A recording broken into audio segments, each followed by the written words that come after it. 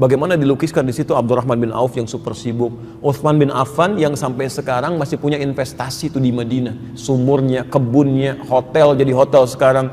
Itu Masya Allah, kenikmatannya bukan saat omsetnya datang, kenikmatannya saat bisa bangun malam dalam tahajud, sampai khatam Quran tahajudnya, sampai selesai gitu. Ada kenikmatan di situ, nggak usah pamer, capek. Dulu sudah ada yang pamer dan nestapa kehidupannya, ngapain diikutin? Buang-buang waktu gitu kan? Ini inti masalah kita. Orang pamer diantara masalahnya adalah ketika dilihat ada kelebihan, maka lawan yang belum mendapatkan itu, setan tidak akan mendiamkan. Jadi kalau Anda sedang punya dititipkan sesuatu, potensi masalahnya ria dan sombong. Yang belum dapat itu potensi masalahnya iri. Ternyata pintu masuk setan kepada nafsu membawa penyakit iri ini bukan ingin menghilangkannya dulu, tapi keinginan untuk memiliki hal yang sama. Awas, hati-hati. Bukan keinginan yang positif. Karena kalimatnya diungkapkan dengan kata laita, laita. Ingat, kalau keinginan untuk meraih dalam konteks yang positif itu boleh. Oh, ini dia punya kedudukan sampai level tertinggi, saya juga ingin seperti itu boleh. Itu raghbah namanya. Raghbah, keinginan kuat untuk mendapat kebaikan. Tapi kalau cuma menghayal-hayal mendapatkan sesuatu yang sebetulnya ingin diraih dengan mudah tanpa kerja keras, namanya laita. Laita.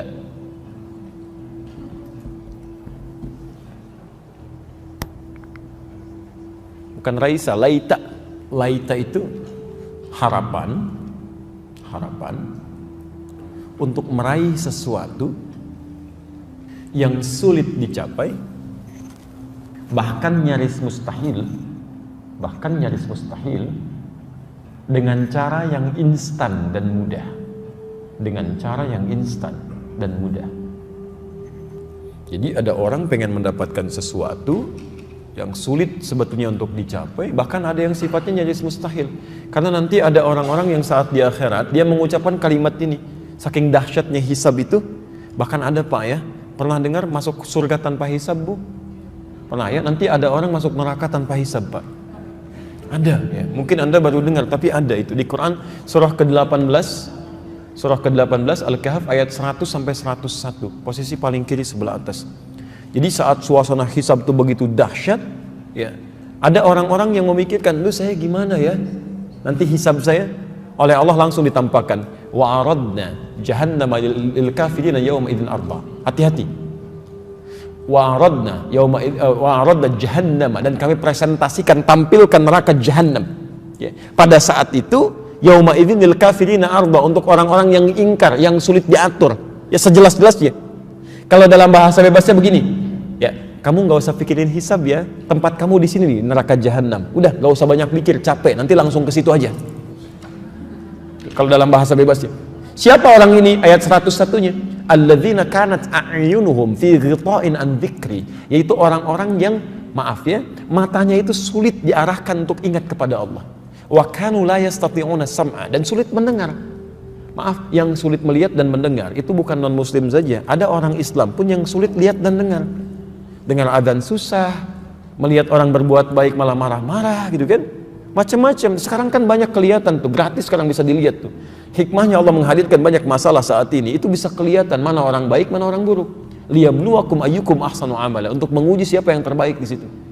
Kan alhamdulillah Pak bisa kelihatan tuh. Ya nampak dari mulai kalangan level atasnya sampai yang bawah-bawahnya, dari yang ulama betulan sampai yang aku ulama-ulamaan tuh. Ya.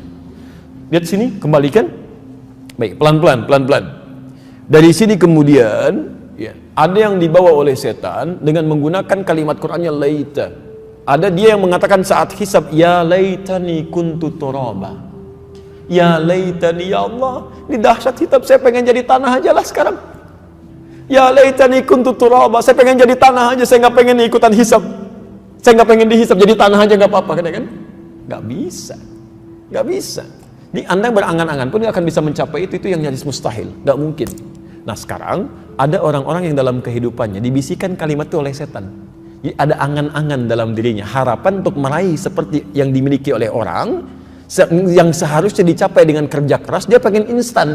Singkatnya menghayal.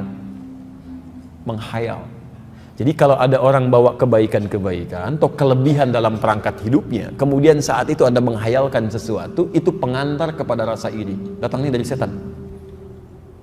Wah, senang begini, Ferrari lewat.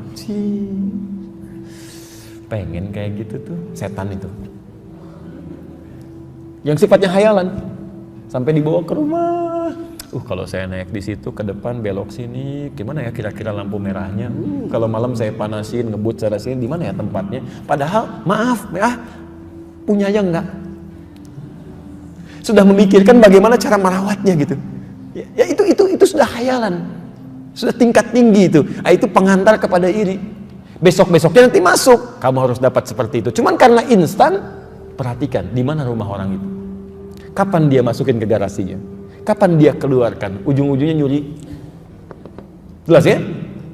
Jadi hati-hati kalau sedang dihadapkan pada hayalan-hayalan. Ya laitalan mithla ma utiya Qarun. Dia menghayal, wah gimana kalau kita bisa seperti Qarun ya, dikawal di belakang, hartanya banyak, padahal megang aja enggak. Megang aja enggak gitu. Dari sekian puluhan tahun ibu bapak hidup sampai hari ini, berapa kali pernah menghayal dalam kehidupan?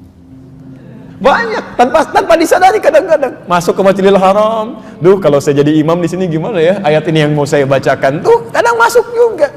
Ya.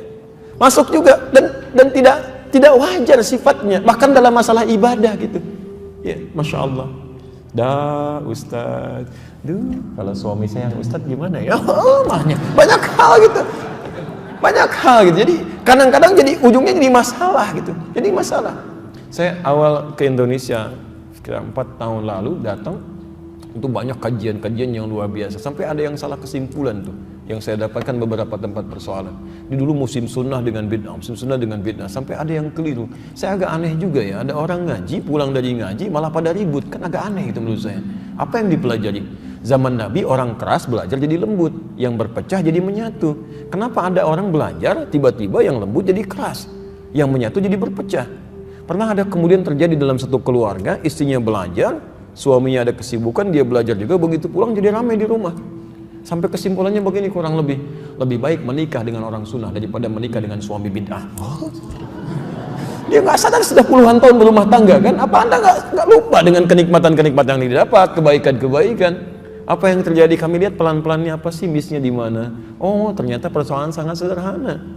Ini belajar di sini, ini belajar di sini. Ketika kita pertemukan nyambung, akhirnya ketawa-ketawa pada akhirnya gitu kan. Jadi coba kita lihat dulu, kalau kita dalami dengan baik, Anda melihat sesuatu yang agak berbeda di hati, pasti ada miss di situ. Ya, tapi kalau kita rasakan ada ketenangan, kenyamanan, iman kita meningkat, itu yang terbaik. Itu yang terbaik. Jelas ya? Baik.